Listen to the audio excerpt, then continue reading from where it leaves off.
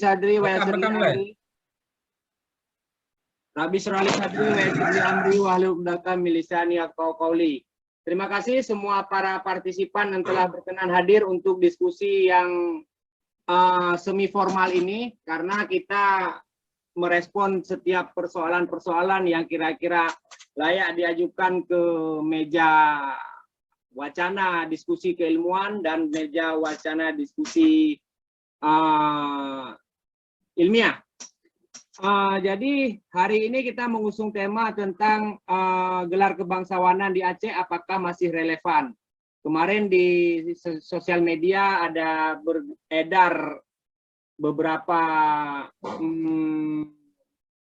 komentar ya yang membahas tentang masalah gelar kebangsawanan di Aceh. Seperti kita tahu banyak sekali gelar bangsawan di Aceh itu, apakah dia masih relevan untuk zaman sekarang atau seperti apa, nanti mungkin bisa diantarkan oleh Bung Alkaf sekitar 2-3 menit. Kemudian direspon oleh Bung Haikal Afifa sebagai pembicara utama, yang mana beliau juga sangat concern untuk masalah-masalah keagamaan, sosial, budaya di Aceh. Baik, sebagai pemberitahuan, link Zoom ini memiliki beberapa link. Nanti ketika dia akan mati akan dikirimkan link Zoom baru. Segera saya kirim link Zoom baru. Nanti ketika dia tamat, nanti kita ada di link chat ya, linknya silahkan di copy langsung untuk nanti masuk ke dalam room selanjutnya. Begitu terus menerus secara estafet ya, supaya begitulah. Silakan kepada Bung Alkaf, bagaimana prolog pembahasan kita ini, silakan. Baik, terima kasih. Assalamualaikum warahmatullahi wabarakatuh. Waalaikumsalam. Ini awalnya karena memang kita ribut di Facebook ya, karena ada sebuah perdebatan kecil mengenai keabsahan seseorang memakai nama tuanku ya. Jadi pemerintah Aceh membuat satu SK, sepertinya SK pergi ke Amerika Serikat ya. Jadi ada jubir namanya Mama MTA, ditulis itu tuanku ya.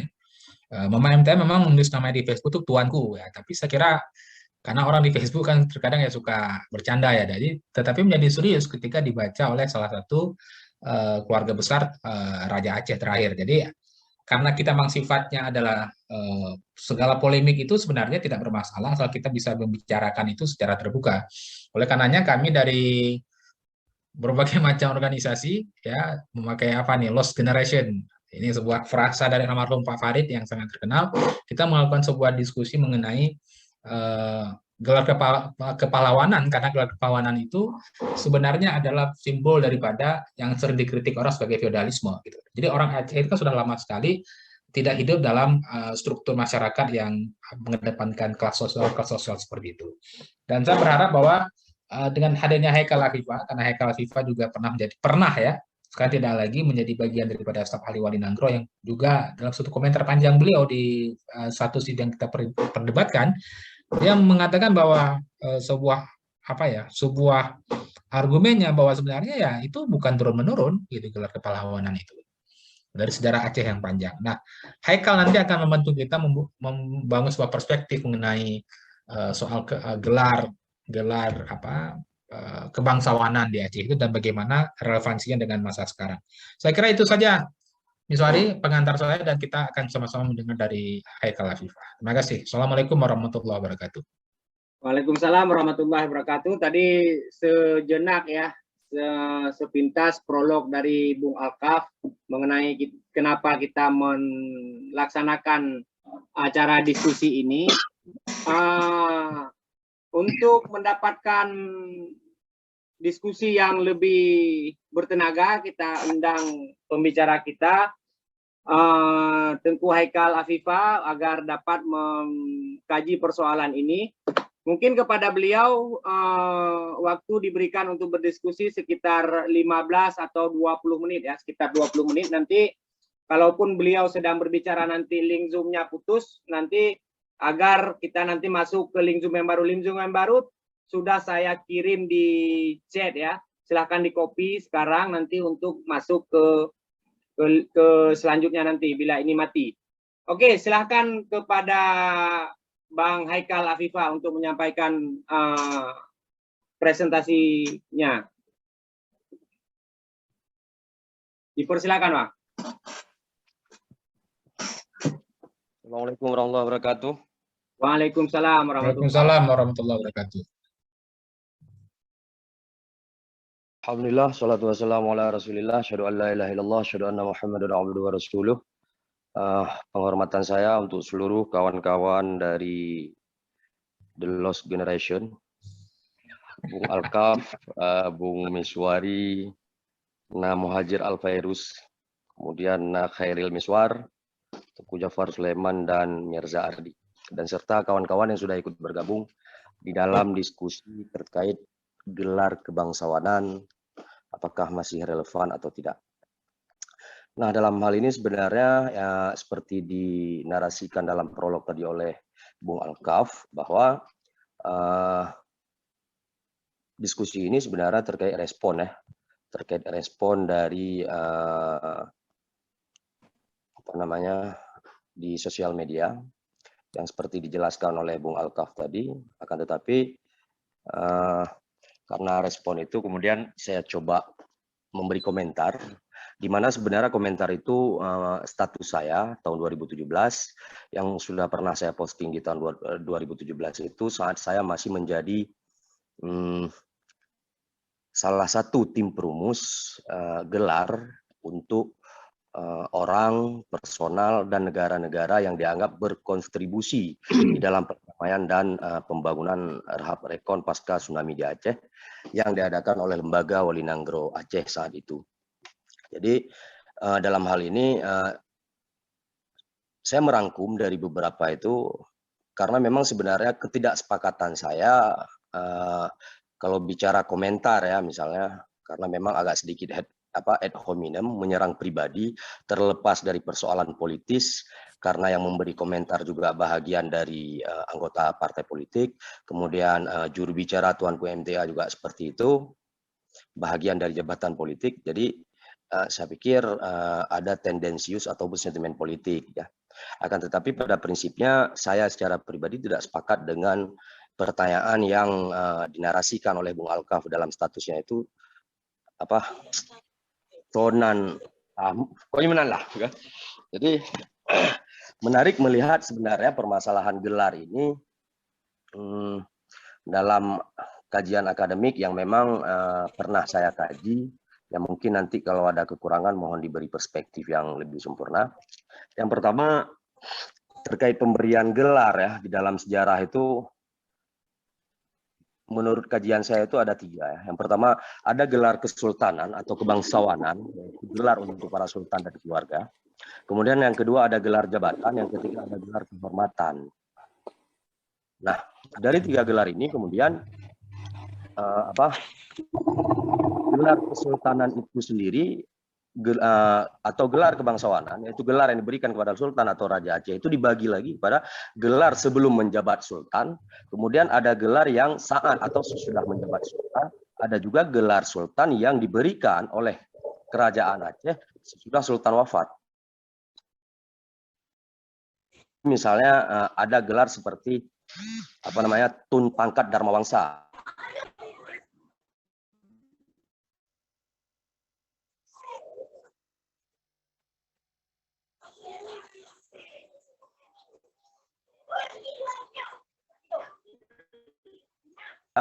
Kepada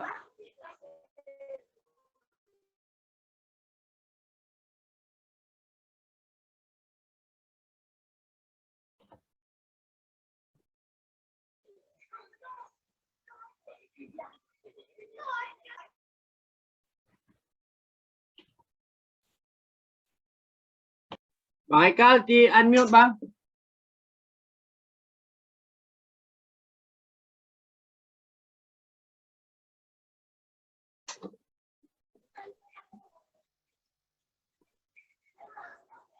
Itu bi tangan. Oh, untung. Bang Haikal.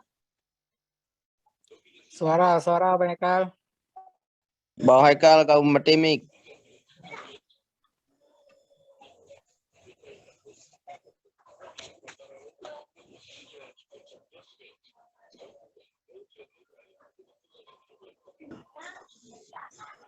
Tolong Bang Haikal hidupkan mic. Jaringan kayaknya ya?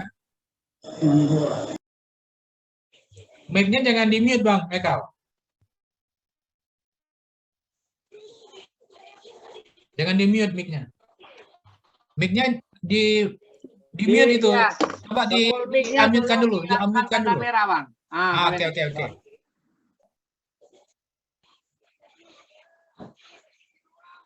Oke, silakan, Bang.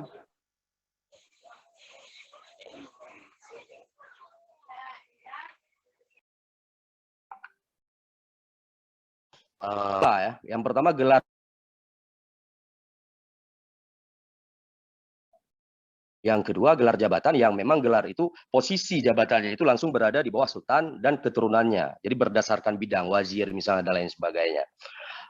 Nah, contoh misalnya dari gelar jabatan itu sendiri, jabatan yang berada di samping posisi sultan misalnya seperti Qadhi Malikul Adil, itu gelar.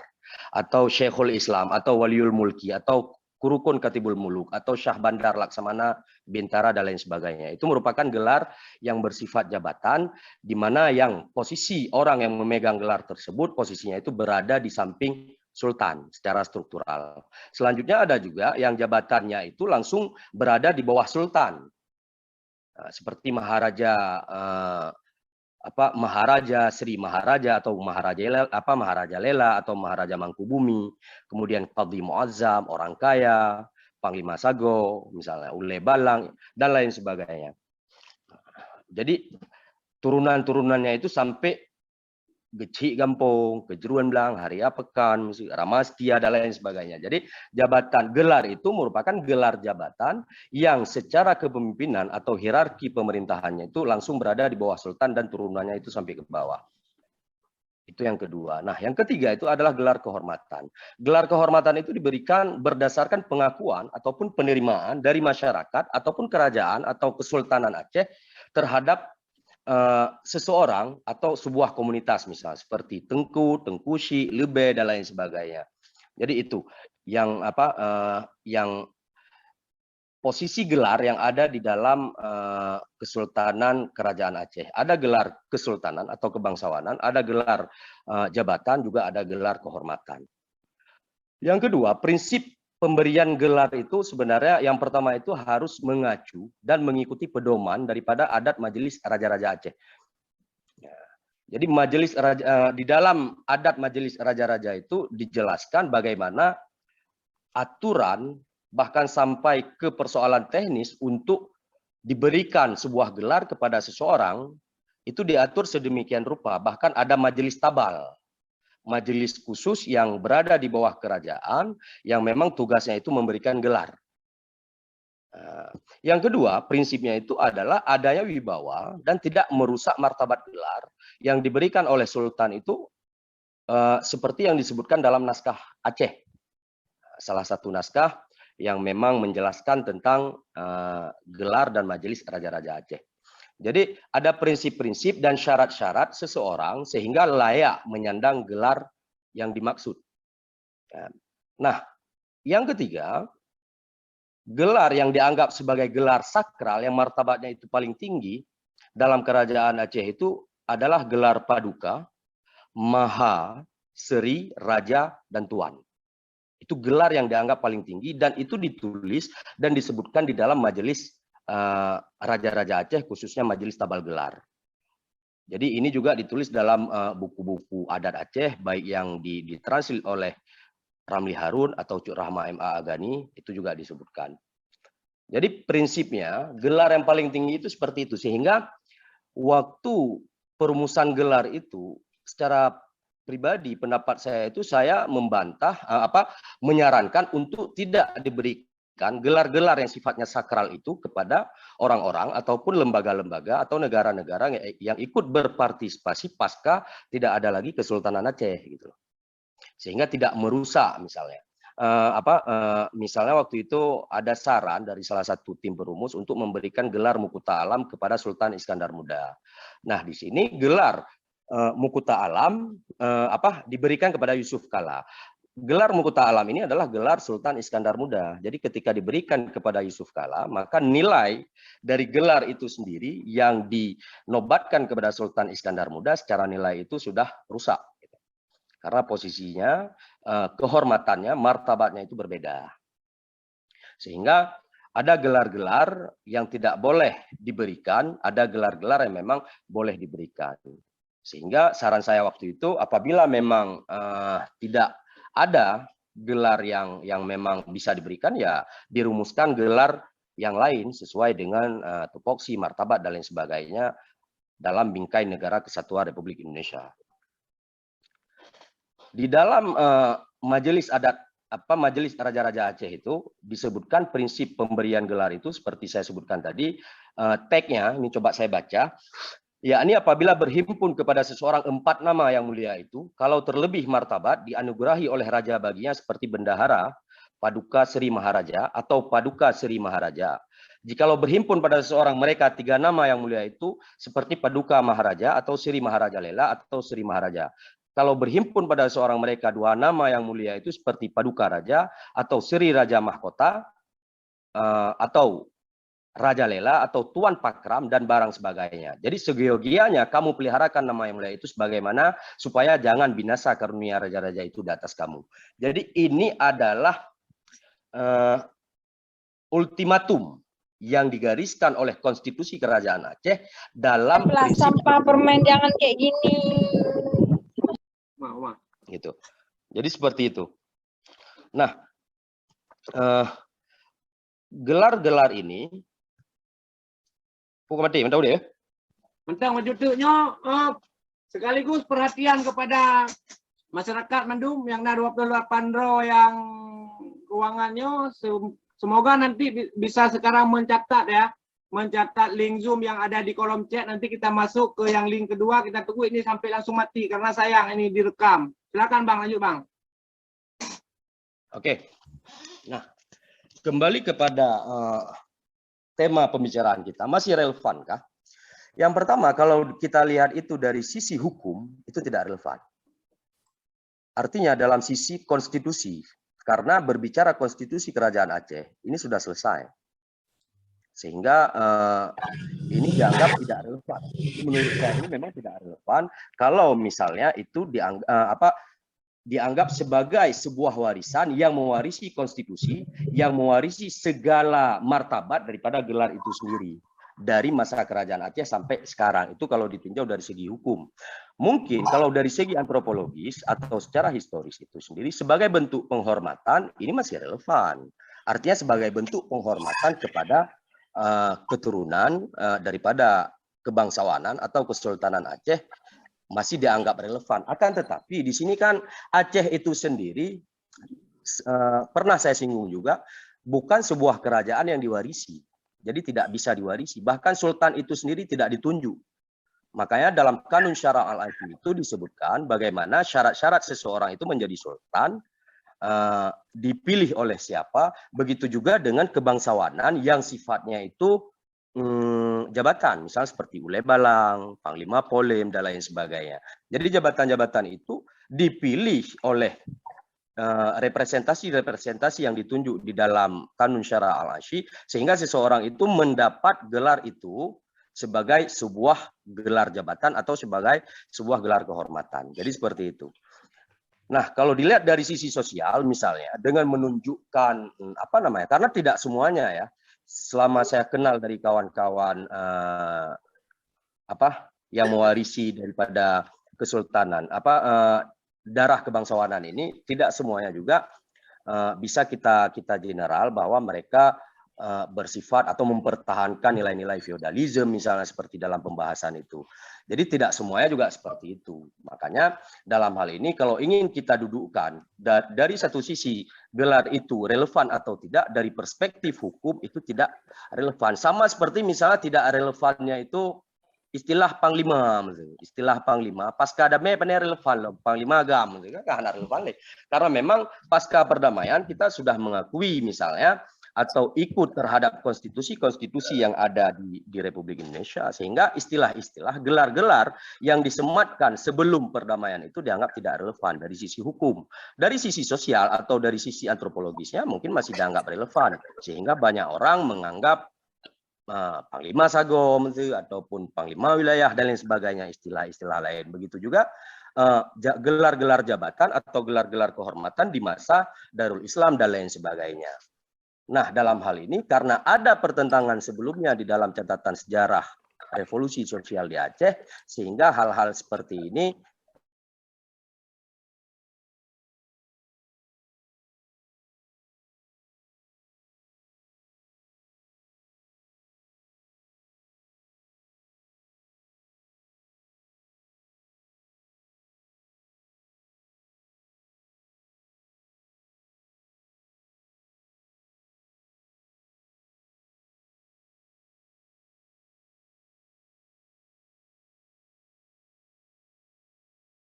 Oh, no.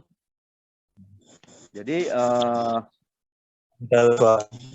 kalau dari sisi hukum, baik itu secara konstitusi ya, karena berbicara konstitusi kerajaan Aceh itu dianggap sudah tidak relevan atau tidak berlaku di saat Aceh sekarang sudah menjadi bagian daripada negara Republik Indonesia, sehingga gelar-gelar yang memang sifatnya itu warisan daripada konstitusi kerajaan Aceh itu kalau ditinjau dari sisi hukum dianggap tidak relevan.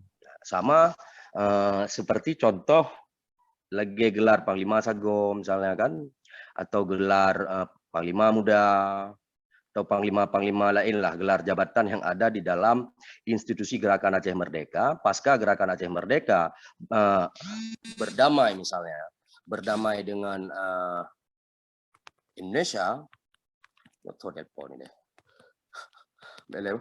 jadi dianggap tidak relevan karena memang instrumen-instrumen yang ada di dalam Gerakan Aceh Merdeka itu kemudian dileburkan bersamaan dengan pengakuan terhadap konstitusi negara Republik Indonesia.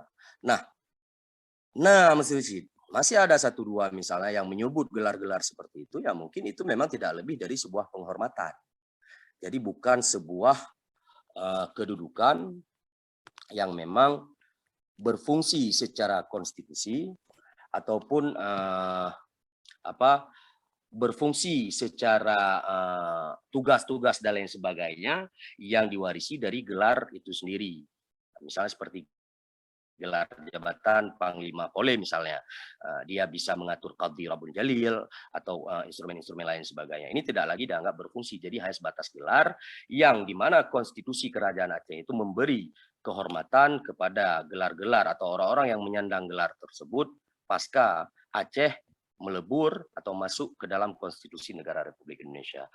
Jadi ada dua sisi ya, kalau secara hukum ini tidak relevan, kalau secara historis atau secara sosial mungkin dari satu pihak dianggap relevan, ada juga pihak yang tidak menganggap relevan karena mungkin ada peristiwa yang memang terjadi di dalam sejarah revolusi sosial di Aceh sehingga ada sebahagian pihak menganggap karena orang-orang misalnya yang mewarisi gelar-gelar seperti itu dianggap mewarisi nilai-nilai feodalisme. Nah, dalam hal ini bersifat politis karena tidak semuanya, kalau menurut saya itu saya juga tidak sepakat ya, misalnya kita mengeneralisir golongan-golongan kebangsawanan ini bagian daripada orang-orang yang mewarisi nilai-nilai feodalisme misalnya. Karena ada juga dari perubahan revolusi sosial itu tidak semua orang-orang di dalam gelar kebangsawanan itu mewarisi ini, akan tetapi lagi-lagi sejarah mencatat itu sehingga banyak pihak mengeneralisir, ada juga yang melihat ini secara ilmiah. Nah, dalam hal ini mungkin butuh kajian-kajian lebih lanjut. Akan tetapi menurut saya melihat ini dalam konteks hukum, di mana konstitusi kerajaan Aceh dianggap sudah tidak ada lagi, tidak lagi berlaku, sehingga instrumen-instrumen yang ada di dalam konstitusi, baik itu gelar, jabatan, dan lain sebagainya, ini dianggap tidak lagi berlaku. Apalagi, seperti saya jelaskan tadi, di tahun 2017 itu saya pernah menulis tentang kerajaan Aceh, bahwa kerajaan Aceh itu bukanlah kerajaan warisan, karena memang instrumen-instrumen dalam kerajaan Aceh itu dipilih. Dia dipilih dengan syarat-syarat yang telah ditentukan oleh konstitusi kerajaan dengan protokoler-protokoler yang sudah ditentukan. Sehingga di Aceh itu kita lihat tidak ada yang mewarisi misalnya dari satu klan atau satu kebangsawanan yang memimpin dari kerajaan Aceh. Bahkan ada yang dari Arab memimpin Aceh, ada juga yang dari Bugis memimpin Aceh. Sehingga ini berbicara pemilihan, di mana pemilihan itu sudah diatur dalam Kanun Syara' al-Asy. Siapa yang boleh memilih, bagaimana syarat seorang sultan, dan lain sebagainya gitu. Jadi kalau secara hukum, kalau dalam konteks kajian saya, kalau secara hukum dan historis, di mana kita lihat posisi konstitusi Kerajaan Aceh, gelar itu tidak lagi relevan. Seperti itu. Jadi saya pikir untuk pembukanya seperti itu, Bung Miswari, Bung Alkaf. Ya, itu tadi yang dipantik oleh Bung Haikal Yang Tuhan mengenai persoalan masalah gelar kebangsawanan, apakah itu masih relevan? Itu menimbulkan suatu hal yang bisa membuat kita berdiskusi mungkin. Penjelasan-penjelasan memang banyak baru kita ketahui memang tentang persoalan gelar-gelar ini. Tetapi memang ini akan ditanggapi nanti oleh Bung Muhajir dulu ya, mengenai apa yang disampaikan oleh Bang Haikal tadi. Saya tidak bisa banyak berkomentar untuk hal ini, karena memang seperti dikatakan Bang Haikal tadi, ini adalah tidak layak keturunan-keturunan daripada bangsawan itu dianggap sebagai pewaris feodalisme. Apakah nama-nama mereka itu yang mereka tetap sematkan nama-nama itu tidak bisa dikatakan sebagai pewarisan itu atau seperti apa? Mungkin ada tanggapan dari pandangan dari Bung Muhajir. Silakan Bung Muhajir. Ini adalah sosiolog dari UGM yang konsen terhadap masalah-masalah sosial di Indonesia. Silakan, bagaimana pandangannya? Ya. Terima kasih ya Bang Damiswari. Alhamdulillah. Oke, pertama begini, saya teringat ya persoalan gelar ini persoalan dalam ranah antropologi, itu persoalan identitas ya, identity gitu. Jadi kalau kita mau ngecek dalam antropologi, itu ada dua simbol untuk melihat seseorang dalam konteks kekuasaan identitas gitu. Tadi sejarah sudah dijelaskan oleh Haikal, sejarah apik saya pikir. Haikal mampu memetakan bagaimana gelar bangsawan yang diberikan penghormatan, yang jabatan, dan gelar bangsawan yang dianggap privilege gitu. Tetapi secara antropologi ada dua persoalan yang kemudian muncul situ. Pertama, persoalan gelar yang by achieve ya, persoalan gelar yang by achieve itu yang ingin dicapai oleh seseorang begitu. Saya pikir gelar Tengku di Aceh, gelar Bangda juga Kanda itu berusaha gelar achieve. Tapi dalam konteks Tuanku Teku itu gelar by ascripts yang kemudian lahir dari perjalanan sejarah orang-orang Aceh begitu. Nah persoalan kemudian ketika diskusi ini diangkat, itu kan tempo hari ketika Tuanku Muhammad yang merupakan salah seorang keturunan Raja Aceh melakukan kritikan terhadap Tuanku MTA yang kemudian mencoba mengachieve ya. Jadi dia bukan ascribes. Jadi dia mencoba mencapai Tuanku dengan cara-cara yang mungkin sekedar untuk hiburan begitu, yang kemudian dipandang oleh gelar yang by ascribe tadi itu, yang kemudian diturunkan oleh historis tadi itu sebagai bentuk sebagai bentuk gelar yang tidak punya legasi sejarah gitu. Nah ini sebenarnya Bang Miswari, kalau kita melihat ini dalam konteks hari ini, itu merupakan status quo yang kemudian membuat seseorang itu mungkin ingin menegasi diri bahwa dia masih punya legasi sejarah historis, dan itu tergantung orang mau bawa kemana ya. Jadi ada mungkin gelar-gelar bangsawan itu digunakan untuk kepentingan politis, misalnya tadi itu gelar-gelar Tuanku Teku yang bisa mengantarkan seorang pada posisi-posisi yang ingin dia capai, itu sebagai modal sosial konteks historis gitu. Sebenarnya bukan hanya gelar bangsawan ya, dalam konteks kalau kita mau lihat bagaimana feodalisme tumbuh dalam masyarakat Indonesia.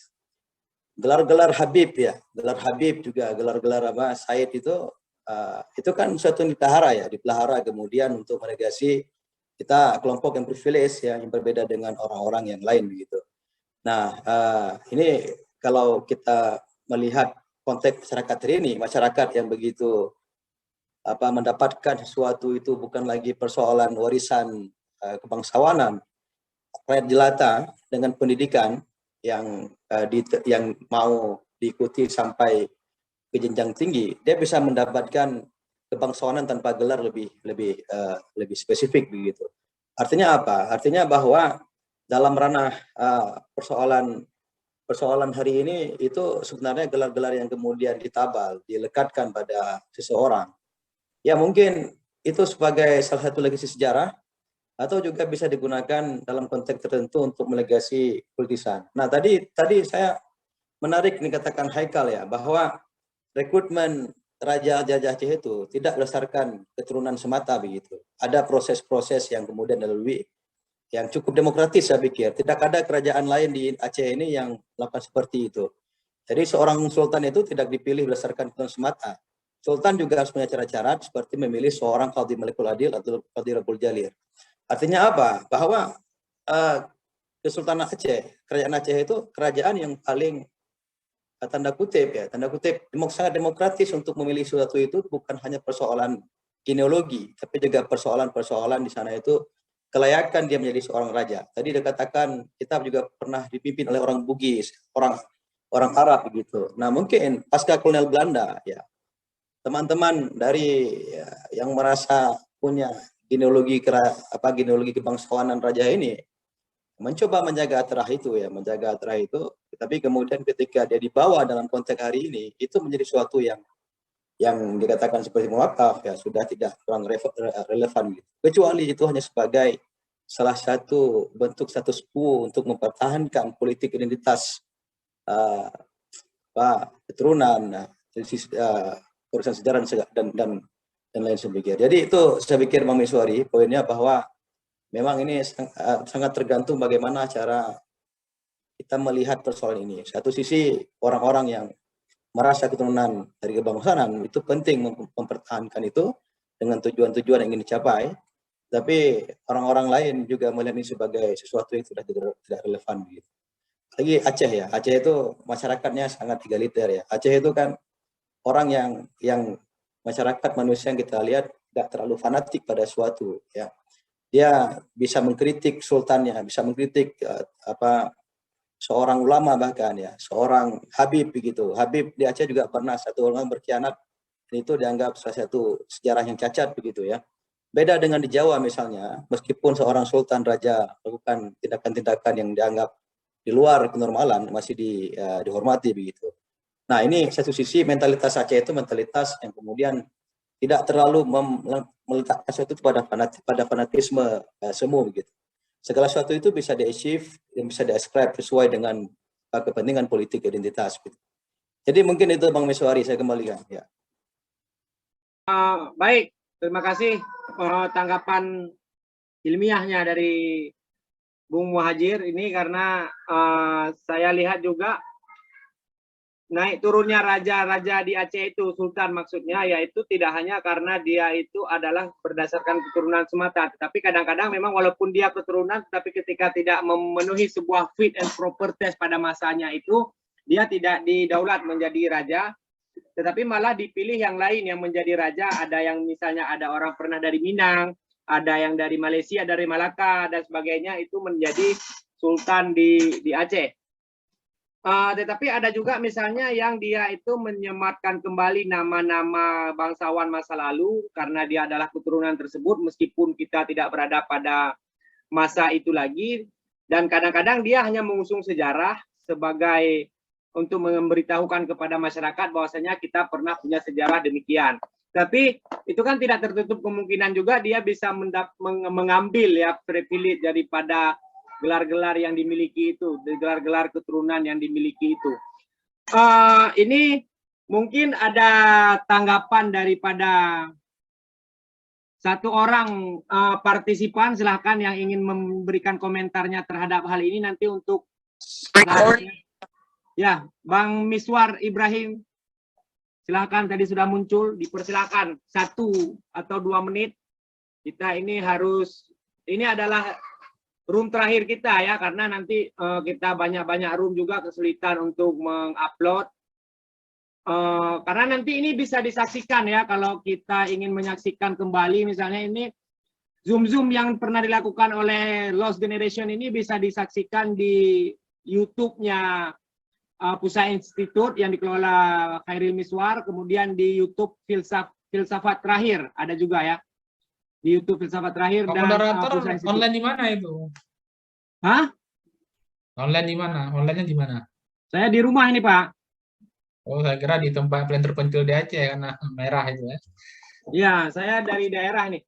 Nah, ini mungkin satu orang bisa menanggapi atau satu atau dua menit ya. Satu Ya, atau dua silakan. orang, atau satu atau Ada dua menit. Hermansyah, ada juga Miswar. Itu Zamzami, nanti silakan. terakhir kita serahkan ke ini ya, serahkan ke Bang Haikal lagi untuk di closing Ya, statement. betul. Silakan, ada satu atau dua orang. Kalau tidak ada ini mungkin bisa dikomentari kembali oleh Bung Alkaf untuk merespon persoalan ini. Atau ada Miswar Yogi. Brahim dulu. Yogi ada juga nih, Yogi Febriandi dari Etno nih di tempat terpencil di Riau. Yang dia bilang, Pak. Direkam iya. tuh. Silakan. Kalau tidak ada, silakan ditanggapi. Mungkin ditanggapi oleh Bung Alkaf dulu ya, nanti kita sambil tunggu satu orang. Silakan. Bung Alkaf. Boleh. Sebenarnya poin yang paling menarik dari apa yang Haikal sampaikan di awal tadi adalah argumen bahwa apapun yang bentuk daripada kebangsawanan, kerajaan macam-macam itu adalah bukan warisan. Itu saya kira poin menarik yang akan menentukan apa istilahnya itu hitam putihnya peta perpolitikan di Aceh pasca katakanlah pasca ketika Sultan Aceh itu berakhir gitu. Jadi klaim-klaim bahwa kami adalah planet yang paling absah secara historik, secara politik, ya, secara hukum tadi sudah Haikal jelaskan tidak berlaku lagi. Itu bisa menjadi satu kritik yang keras karena memang sejak awal tidak ada apa namanya itu variabel warisan. Tapi gini, mungkin Haikal nanti bisa ikut menanggapi. Saya apa yang membuat orang-orang Aceh itu kehilangan hormat yang besar kepada katakanlah para tuanku ya. Kalau Teku juga saya kira juga sudah itu. Kalau Teku clear ya karena ada peristiwa revolusi sosial, tapi tuanku gitu karena tuanku itu kalau kita hitung-hitung jaraknya kan tidak terlalu jauh itu. Beliau meninggal tahun 39 nggak salah saya dan artefaknya masih bisa disaksikan di Jakarta. Tetapi mengapa begitu hilang rasa hormat ya? Kalau kita membaca sejarah Aceh kan kita tumbuh orang Aceh ini kan lama sekali dalam katakanlah struktur feodalisme tetapi bisa hilang sama sekali. Apakah mungkin gini Haikal? Apakah karena mereka itu tidak terlibat lagi dalam berbagai peristiwa politik di Aceh? Misalnya ketika Sultan Aceh terakhir menyerah itu kan perlawanan dipegang oleh keluarga Tiro ya. Ketika revolusi nasional Sultan juga tidak hadir gitu ya, keluarga Sultan juga tidak hadir. Ketika Darul Islam keluarga kesultanan juga tidak hadir. Ketika gerakan Aceh Merdeka mereka juga tidak hadir. Apakah karena peristiwa-peristiwa politik yang mereka tidak hadir sehingga rasa hormat yang tinggi kepada mereka turun?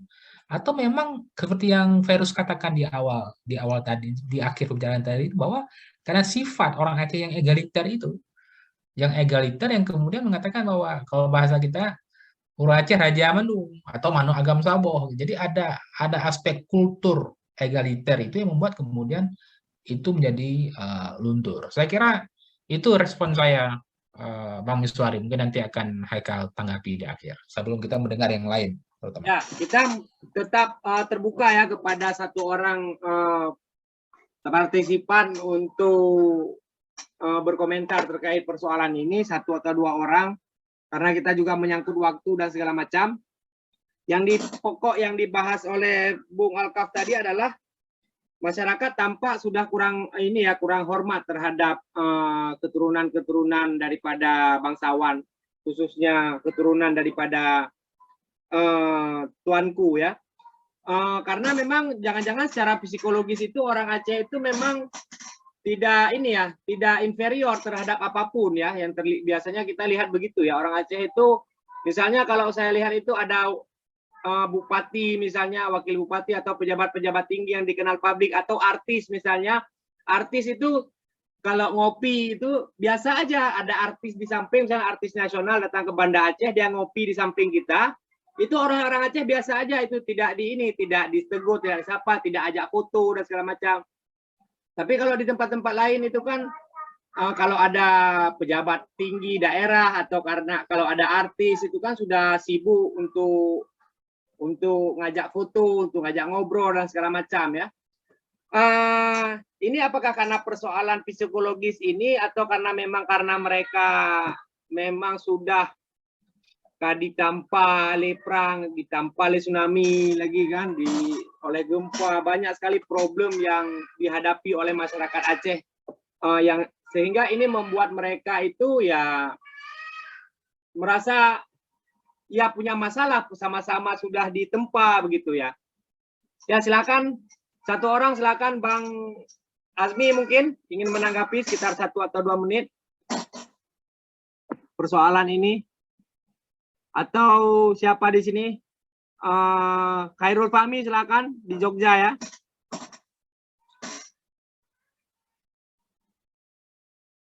Iban Boy, ada tanggapan Boy? 1 atau 2 menit. Kalau tidak ada, memang kita nanti langsung. Oke, kayaknya langsung ke Haikal aja. Nanti kita. Ya. Miswar Ibrahim tidak ada ya? Kalau tidak ada, langsung kita kasih kepada Bang Haikal untuk merespon tanggapan-tanggapan yang ada ini.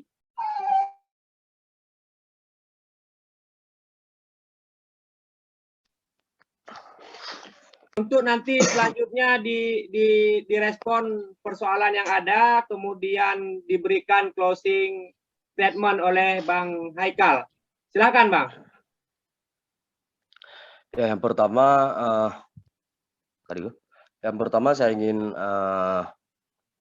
menanggapi beberapa hal yang misalnya seperti Bung Alkaf katakan tadi, kenapa misalnya kehilangan respect lah katakanlah kepada keluarga kesultanan misalnya. Jadi saya pikir tidak semua, artinya tidak semua dari semua kalangan ini, khususnya di Aceh, orang Aceh khususnya secara umum itu tidak semua kehilangan respect.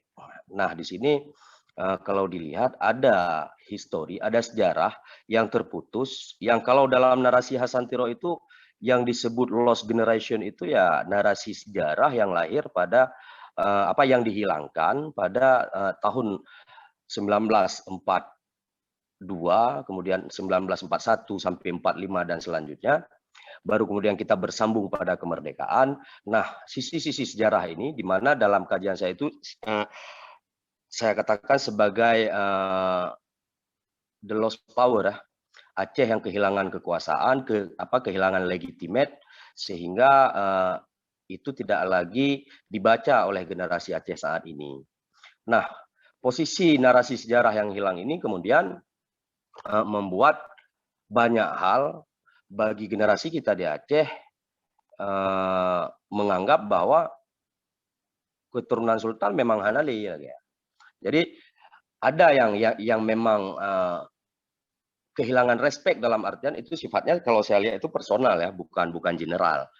Nah, kalau secara umum orang Aceh menganggap memang Hanali keturunan Sultan, apalagi di dalam konflik Aceh, baik masa Darul Islam ataupun di masa gerakan Aceh Merdeka, seperti Bung Alkaf katakan tadi, tidak dominan terlibat. Dalam artian dominan terlibat sebagai sebuah legitimate kekuasaan yang memimpin pemberontakan ataupun yang memimpin perlawanan baik atas nama Aceh Merdeka ataupun atas nama Darul Islam. Akan tetapi secara personal itu ada.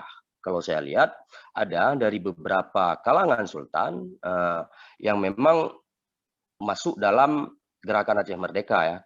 Karena saya tidak masuk dalam kajian Darul Islam lebih dalam, baru saya teliti memang tentang gerakan Aceh Merdeka, itu memang ada gerakan yang ada orang-orang dari keturunan sultan yang memang bergabung di dalam gerakan Aceh Merdeka di masa perlawanan 1976 sampai 2005 itu. Nah, kalau kita ingin general, saya pikir juga tidak layak gitu ya, karena memang tidak semua orang Aceh menaruh kebencian terhadap simbol-simbol kesultanan yang notabene dianggap sebagai warisan daripada nilai-nilai feodalisme. Akan tetapi kita juga tidak bisa menafikan bahwa ada orang-orang ataupun kalangan dari orang Aceh itu sendiri tidak lagi menaruh hormat karena dianggap sebagai simbol daripada feodalisme. Nah, kalau secara sifat seperti Bung Alkaf katakan tadi, ya memang seperti itu. Budaya Aceh kan hanjit nama agama lain. Jadi ketika Bele terpegah dengan kalangan dari kesultanan, mengurung pungo dia je lawan juga. Kadang-kadang sering tekun. Pungo je lebih pungo kelem. Artinya secara superior itu kita tidak mau kalah gitu kan. Walaupun secara substansi sebenarnya kita tidak mewarisi nilai. Sama seperti kesultanan juga, secara tupoksi, tuanku, teku dan lain sebagainya itu tidak lagi mewarisi kekuatan atau legitimate yang sifatnya long keturunan sultan kah juk kado pulang bolehnya aja karena secara konstitusi juga tidak diberi amanah itu. Jadi dia hanya sekedar orang-orang misalnya ya memakai gelar-gelar tersebut ya hanya sekedar bahagian daripada kalau menurut saya merawat narasi sejarah semata. Jadi bukan merawat warisan legitimasi sehingga bisa memberi kekuatan kepada orang-orang dimaksud untuk mengatur, menjustifikasi dan lain sebagainya yang menunjukkan rasa superioritas mereka gitu. Sama seperti saat ini lagi contoh apa dong? Lung awak gam tu kan lung mantan panglima, lung mantan pulang. Jadi secara legitimnya tidak mewarisi lagi karena memang tidak ada lagi kekuatan yang diberikan secara hukum ya, tidak ada lagi kekuatan yang diberikan kepada orang-orang yang dulunya memiliki nilai superioritas, memiliki nilai legitimasi saat ketika kita sudah berdamai, gerakan Aceh Merdeka dengan Republik Indonesia sudah berdamai, maka legitimate itu dianggap sudah selesai. Nah, persoalan untuk bahu menjaga superioritas atau ya gertak-gertak agom kan? Itu biasa saya pikir. Jadi ini sifatnya personal, tidak bisa di general, tidak bisa dipukul rata juga. Maka kalau dilihat, kalau saya lebih melihat gelar-gelar itu atau dari warisan-warisan itu sendiri, yang pertama sebagai bahagian dari khazanah sejarah Aceh itu sendiri. Yang kedua sebagai sebagai bahagian dari kekayaan kebudayaan sejarah di Aceh itu sendiri. Nah, kalau ini saya interupsi. Ada selintingan saya baca bagaimana wacana ini misalnya saya baca Wali Nanggro itu diberikan kepada ada pasti Hekal pernah mendengar juga itu selintingan Wali Nanggro itu berikan saja kepada keturunan raja. Itu gimana tanggapannya sebelum masuk mungkin ke Pak Heru sendiri? Oke. Nah, terkait Wali Nanggro itu tahun 2011 saat kanun Wali Nanggro itu mulai digodok, seingat saya waktu itu pansusnya Bang Muklis Mukhtar. Saya ya mungkin ada kawan-kawan lain, tapi saya ingin mengatakan saya salah satu dari orang yang menolak lembaga Wali Nanggro itu sendiri.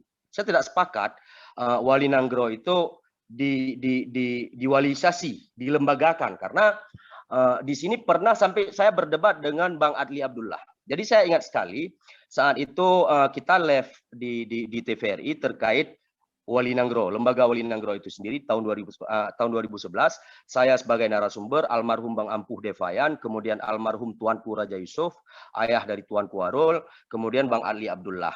Saya salah satu dari 3 narasumber itu yang tidak sepakat Wali Nanggro itu dilembagakan. Karena kenapa? Secara historis kita tidak memiliki landasan historis bahwa lembaga Wali Nanggro itu institusi. Tidak ada. Bahkan di dalam kerajaan Aceh itu tidak ada struktur tidak ada struktur yang menyebutkan lembaga Wali Nanggro atau institusi Wali Nanggro. Hanya saja jabatan Waliul Muluk. Jabatan Waliul Muluk itu fungsi ya, bukan struktural, tapi fungsional dari jabatan Qadhi Malikul Adil atau Syahkuala waktu itu. Posisi Syahkuala waktu itu sebagai Qadhi Malikul Adil karena 4 kepemimpinan di Aceh itu dipimpin oleh sultanah, mulai dari Sultanah Safiyatuddin, Kamalat Shah, Zakiyatuddin dan lain sebagainya. Sehingga tidak semua legitimate diberikan kepada sultanah itu sendiri. Dalam hukum Islam ada legitimate yang tidak bisa diatur oleh seorang sultanah atau oleh seorang perempuan. Nah, di sini hadirlah Qadhi Malikul Adil, dalam hal ini Syekh Kuala.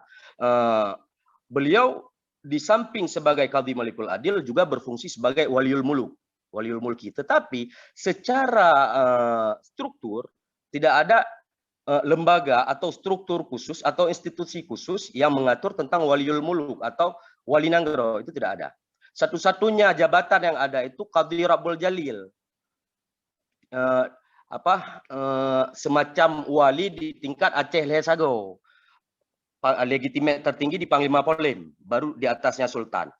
Nah, paling rendah itu ya Imam Mukim, itu wali. Imam Mukimnya wali kampung secara fungsi.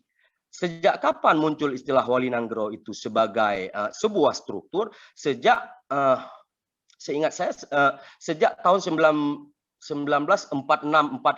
ya di atas itulah.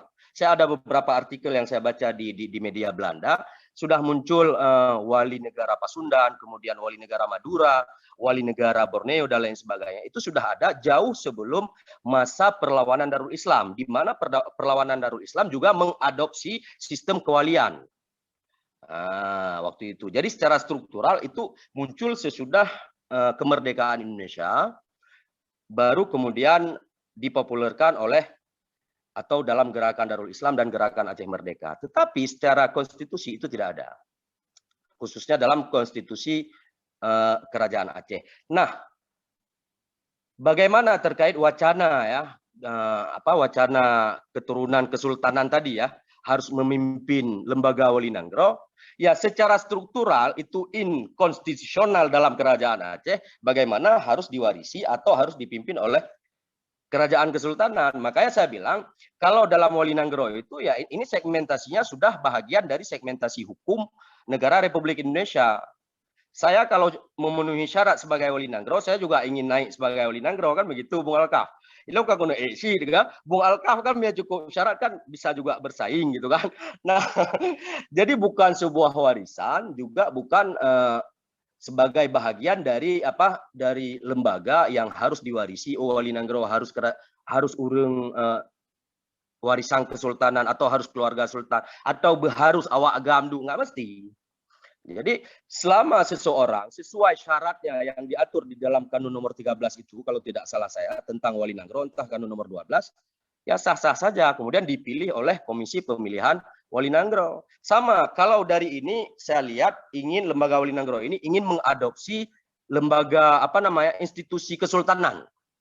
Nah, karena di dalam pemilihan sultan itu sendiri, misalnya dari anggota pemilihan sultan itu, ini kalau saya lihat dari Kanun Syara Al-Asyi ini, ada 26 instrumen atau kelompok yang ikut memilih. Mulai dari Geci, wakil Geci, termasuk Tuhapet yang jumlahnya 7 orang pada tiap-tiap kampung itu. Kemudian yang kedua seluruh Imam Mukim, yang kedua seluruh Ulai Balang di tiap-tiap daerah. Ulai Balang ini juga ada syarat untuk jadi Ulai Balang. Nah, 16 syarat jadi Ulai Balang. Jadi bukan Ulai Balang yang langsung ditunjuk. Ketika seseorang memenuhi syarat itu, dia dipilih sebagai Ulai Balang, baru diberikan gelar kehormatan Ulai Balang itu. Semata-mata, drogu Ulai Balang harus lagi ilung keturunan Ulai Balang harus, itu tidak bisa. Kalau secara konstitusi kerajaan Aceh. Nah, selanjutnya yang bisa memilih sultan itu Qadhi Malikul Adil, kemudian Syekhul Islam atau imam atau mufti daripada 4 mazhab, kemudian ada Qadhi Muazzam, jaksa agung lah bahasa kita. Kemudian qadhi-qadhi di daerah Ulu Balang, seperti saya bilang tadi, Qadhi Rabbul Jalil. Ini hanya ada, setahu saya hanya ada di Mukim, di Aceh Lesago. Kemudian ada Mangkubumi 4 orang. Kemudian ada menteri 4 orang. Kemudian ada perdana menteri. Ada Rukun Katibul Muluk, Laksamana Menteri Peperangan, Menteri Dalam Negeri, Menteri Luar Negeri, Menteri Keadilan, kemudian Menteri Keuangan, Menteri Mal atau Harta Wakaf, dan lain sebagainya, sampai teruk gede semua alim ulama daripada golongan Ahlussunnah wal Jamaah yang ada di dalam yang ada di dalam kerajaan Aceh itu sendiri. Nah, bagaimana syarat-syarat sultan itu? Yang pertama, syarat sultan harus beragama Islam, berketurunan baik, berakal dan balik, warga negara Aceh, berani, alim, pandai, cerdik, bijaksana, adil, pengasih, lemah lembut, kemudian mengetahui bahasa, menepati janji, kemudian baik anggotanya, sempurna panca inderanya, kemudian benar dalam berbicara, kon tulit, hana tulit, kemudian kasih sayang, hanambung, kemudian sangat penyabar, ada itakat ligopi tetap, hana ada gembrang kapu, kemudian dapat menahan amarah, hana baka benge, kemudian sangat pemaaf, dapat memelihara hawa nafsu yang jahat, teguh dan selalu bertawakal kepada Allah, selalu bersyukur kepada Allah dan bersifat adil. Nyan secara konstitusi seseorang baru sah dianggap sebagai calon daripada Sultan Aceh. Nah, syarat-syarat ini kemudian ingin diadopsi oleh lembaga Wali Nanggro. Misalnya, kan ada syarat menjadi Wali Nanggro itu harus taat, kemudian berbuat adil. Kalau menurut saya ya,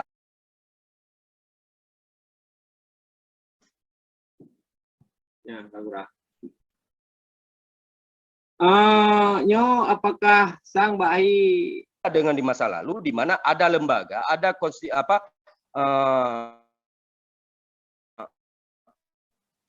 institusi yang memang menilai itu, di mana institusi ini ada Qadhi Malikul Adil, kemudian ada Syekhul Islam, ada Qadhi Muazzam, kemudian ada para alim ulama yang bisa membuat indikator-indikator seseorang dianggap adil, seseorang dianggap taat kepada Allah atau tidak, itu di masa lalu. Tapi kalau saat ini saya pikir ya lagi yang kata lah, tidak ada indikator penilaian misalnya untuk kita bilang seseorang harus adil, taat, sehingga menyatakan secara indikator syarat mesti pukuh wali nanggero yang nak semayang, tetapi sehingga jit takun taat, pukuh nak mentudekah, sehingga jit takun pemurah, pukuh na adil, pukuh nak gejuk peng, mesti kibat indikator adilan. Nah, ini tidak bisa hanya sebagai seremonial. Maka dalam hal ini saya lihat lembaga Wali Nanggro ingin mengadopsi sistem konstitusi daripada kerajaan Aceh itu sendiri, akan tetapi secara konstitusi kerajaan Aceh, lembaga Wali Nanggro itu tidak